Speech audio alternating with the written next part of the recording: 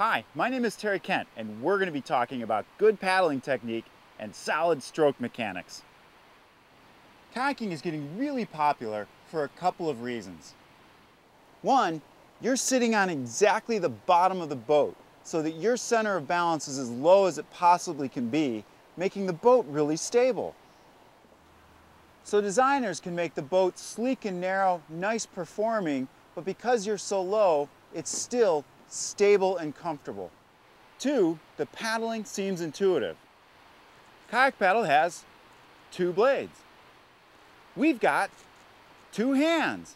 I grab the paddle with my hands near the blades, and suddenly those blades feel like an extension of my hands, and it feels very intuitive to reach forward with my hands, grab the water with the blades on each side, and suddenly I'm moving. You're out in the boat, you feel stable, you feel comfortable, you're able to paddle a little bit. It all seems obvious, but it's at this point that intuition starts to take you down the wrong path.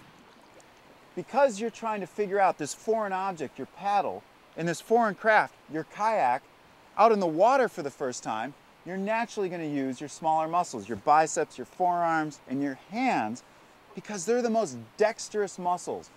They're going to give you the best sense of control in your kayak out in the water for the first time. So I see almost every new paddler using just their hands, their forearms, and their biceps to paddle the first time.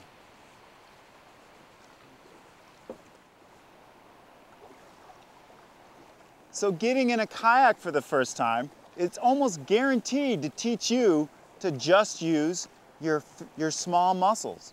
Now I'm a guy, and us guys can have pretty big egos about our biceps. Ladies, this way to the beach. But really, it's your trunk, it's your back, and it's your shoulders that are the big muscles. Those are the strong muscles. Worse than your biceps, your forearms get tired very quickly, especially when you start out on a long day of paddling, and your hands aren't very strong at all. So you've got to learn how to use your big muscles, your trunk, your back, and your shoulders effectively. That's good technique.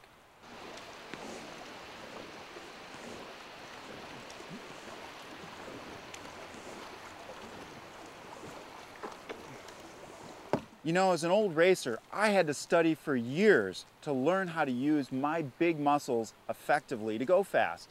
But it was a recreational instructor who showed me the coolest, simplest drill to show you how to use your big muscles. And it's very easy. Get your paddle, grab it where you would if you're going paddling, and put your arms out straight. Now all I want you to do is to twist from side to side. Just twist from side to side. Now notice, I can do this without moving my trunk at all, just by moving my shoulders. I want you to move your trunk. Rotate your stomach. Think of having your chest say hello, hello, hello to each side of the river.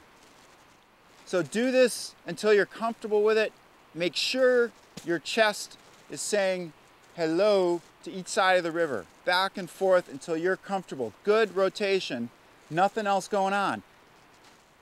Now, slow it down a little bit. Stop at the front of your rotation, at the end of one of your rotations. Drop your front hand, raise your back hand. Rotate through, drop your front hand, raise your back hand. Rotate through, stop, drop your front hand, raise your back hand. Repeat that until it starts to feel comfortable, and suddenly you have world-class technique with your big muscles.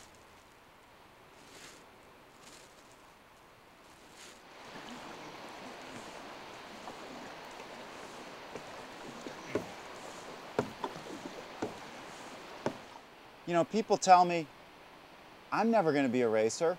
I don't really even care about going fast. Why should I care about good technique? Now let's imagine you're just learning how to walk like you're now just learning how to kayak.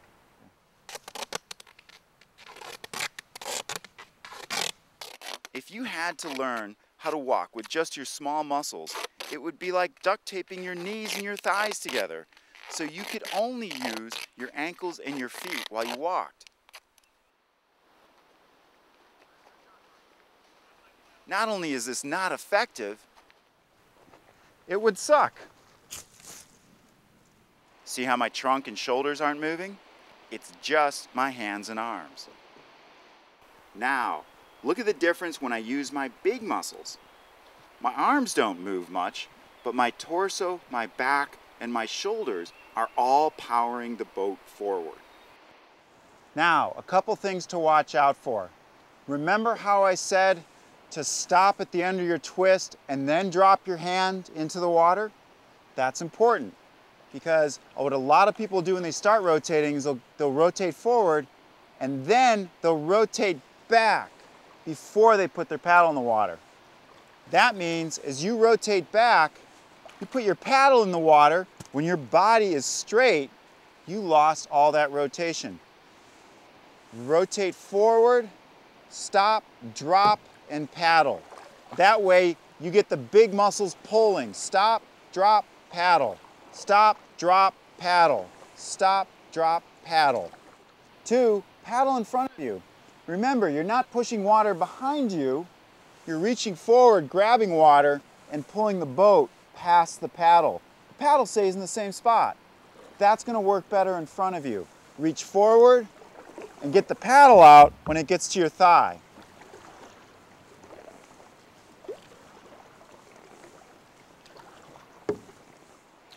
3, don't over push your top hand. You know, in a rowing shell, the oar has an oar lock which fixes a fulcrum and you are able to have a fixed lever length. Not in a kayak. You're fixing the fulcrum on the kayak shaft yourself. So if you push the top hand over, the fulcrum moves down the paddle and the stroke is very short. Instead, what you want to do is when you're stretched forward, you drop your paddle in, you anchor it with the top hand and you pull back. Concentrate on pulling back and anchoring your top hand, almost like a canoe stroke, and that moves the fulcrum up. The shaft gets very long, the lever gets very long, and that's a long, effective stroke. So 1, rotate, stop, drop, and paddle. Stop, drop, and paddle. Stop, drop, and paddle. Stop, drop, and paddle. Paddle in front of you, not behind you, not behind you. And anchor the top hand and pull. Anchor the top hand and pull. So if you go from using your small muscles to your big muscles, it's going to feel like I bought you a health club membership and you worked out in the weight room for 3 months solid, because you're going to feel twice as strong out in the kayak with your big muscles.